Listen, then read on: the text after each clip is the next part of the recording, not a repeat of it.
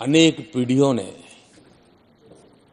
एक संविधान इसके लिए सपना देखा था, लेकिन हर पल उस संविधान में एक दरार दिखाई देती थी, एक खाई नजर आती थी, एक रुकावट चुभती थी।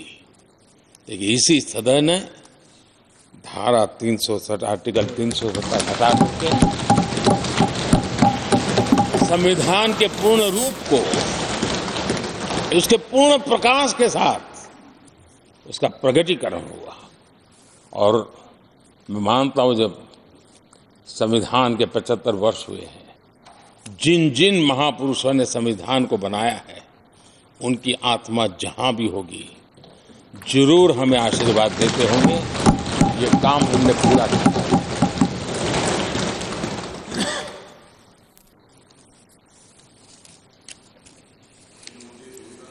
कश्मीर के भी जम्मू कश्मीर के लोगों को सामाजिक न्याय से वंचित रखा गया था। न्याय का जो हमारा कमिटमेंट है, वो हमारे जम्मू कश्मीर के भाई बहनों को भी पहुंचा करके हम आज एक संतोष की अनुभूति कर रहे हैं। आदरणीय अध्यक्ष जी, आतंकवाद नासूर बनके देश के सीने पर गोलियां चलाता रहता था। मां भारती की धरा आए दिन रक्त रंजित हो जाती थी।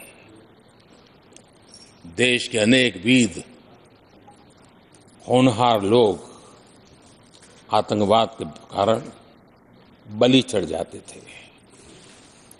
हमने आतंकवाद के विरुद्ध सख्त कानून बनाए, इसी सदन ने बनाए। मुझे पक्का विश्वास है कि उसके कारण जो लोग ऐसी समस्याओं का लिए जूझते हैं, उनको एक बल मिला है, मानसिक रूप के उनका कॉन्फिडेंस बढ़ा है, और भारत को पूर्ण रूप से आतंकवाद से मुक्ति का उसमें एक एहसास हो रहा है, और वो सपना भी सिद्ध होके रहेगा।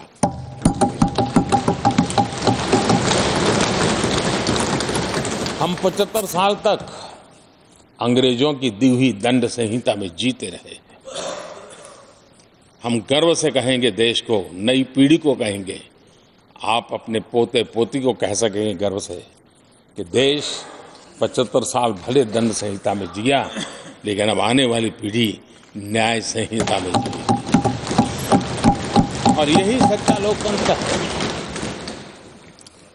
आदरणीय अध्यक्ष जी, मैं आपका एक बात के लिए और अभिनंदन करना चाहूंगा कि नया सदन, इसकी भव्यता वगैरह तो है ही, लेकिन उसका प्रारंभ एक ऐसे काम से हुआ है जो भारत की मूलभूत मान्यताओं को बल देता है, और वो नारी शक्ति वंदन अधिनियम। जब भी इस नए सदन की चर्चा होगी तो नारी शक्ति वंदन अधिनियम, इसका जिक्र होकर के, यानी एक, और भले ही वो छोटा सत्र था, लेकिन दूरगामी निर्णय करने वाला सत्र था। इस नए सदन की पवित्रता का एहसास उसी पल शुरू हो गया था, जो हम लोगों को एक नई शक्ति देने वाला है। और उसी का परिणाम है कि आने वाले समय में जब बहुत बड़ी मात्रा में यहाँ हमारी माताएं बहनें बैठी होगी, देश गौरव की अनुभूति करेगा।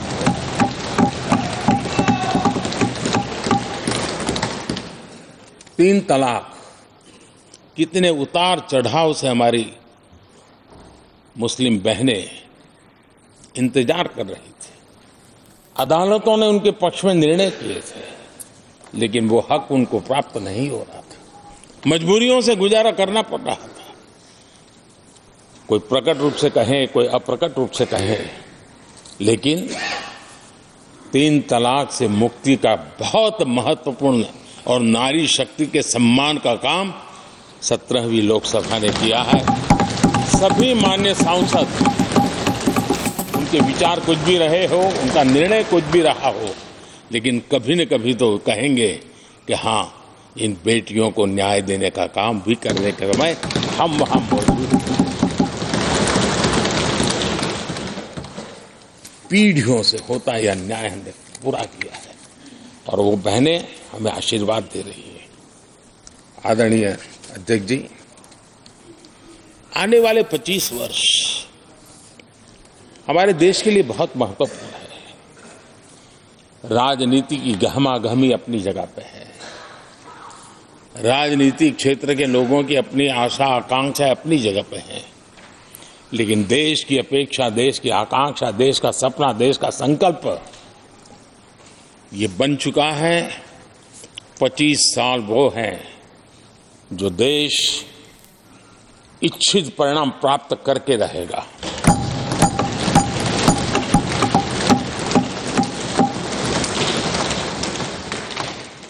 (1930) में जब महात्मा गांधी जी ने दांडी की यात्रा की थी, नमक का सत्याग्रह था, घोषणा होने के पहले लोगों को सामर्थ्य नजर नहीं आया था।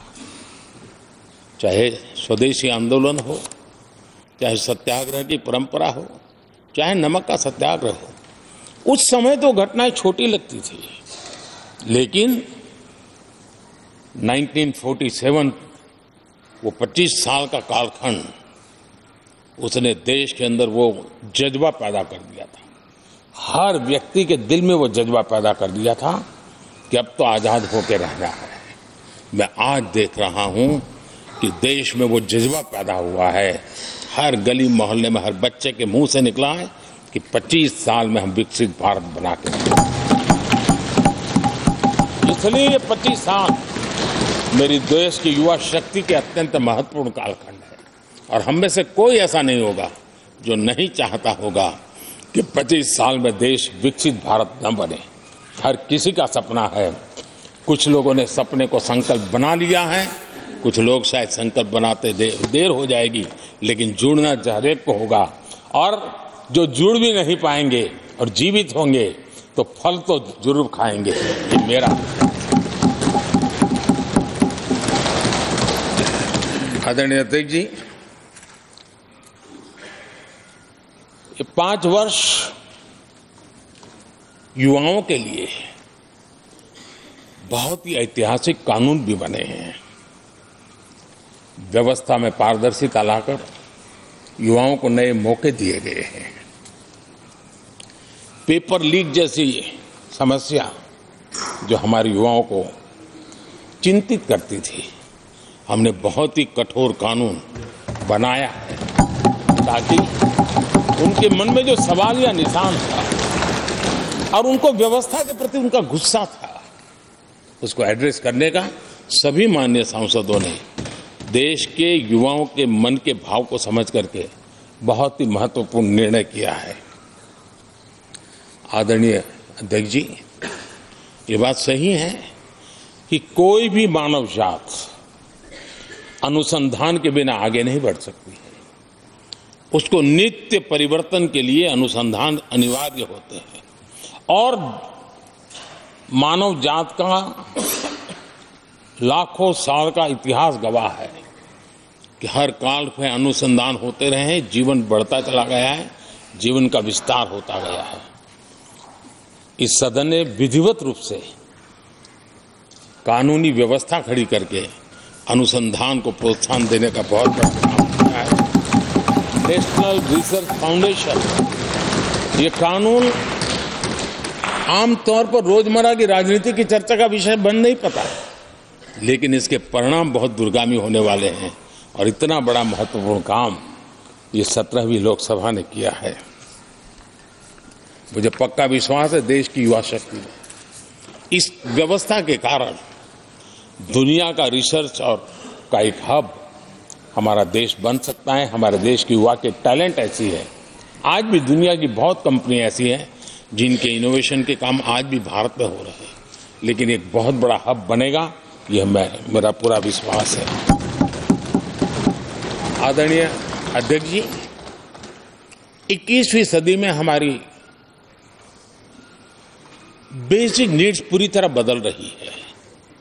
कल तक जिसका कोई मूल्य नहीं था, कोई ध्यान नहीं था, वो आने वाले में बहुत अमूल्य बन चुका है। जैसे डेटा, पूरी दुनिया में चर्चा है डेटा का सामर्थ्य क्या होता है। हमने डेटा प्रोटेक्शन बिल ला करके पूरी भावी पीढ़ी को सुरक्षित कर दिया है। पूरी भावी को एक नया शस्त्र हमने उसके हाथ में दिया है, जिसके आधार पर वो अपने भविष्य को बनाने के लिए इसका सही इस्तेमाल भी करेंगे। और digital personal data protection act ये हमारी 21वीं सदी की पीढ़ी को और दुनिया के लोगों को भी भारत के इस एक्ट के प्रति रुचि बनी हुई है। दुनिया के देश उसका अध्ययन करते हैं, अपना नई नई व्यवस्था अनुकूल करने के लिए प्रयास कर रहे हैं। और डाटा का उपयोग कैसे हो उसकी भी उसमें गाइडलाइंस है। अनेक प्रकार से प्रोटेक्शन का पूरा प्रबंध करते हुए इसका सामर्थ्य कैसे आए, जिस डेटा को लोगों गोल्ड माइन कहते हैं, न्यू ऑयल कहते हैं, मैं समझता हूं वो सामर्थ्य भारत को प्राप्त। और भारत इस शक्ति के इसलिए विशेष है क्योंकि विविधताओं से भरा हुआ देश है। हमारे पास जिस प्रकार की जानकारी और हमारे साथ जुड़े हुआ डेटा जो जनरेट होता है। செய்திகளை உடனுக்குடனும் துல்லியமாகவும் தெரிந்து கொள்ள சப்ஸ்கிரைப் பண்ணுங்க।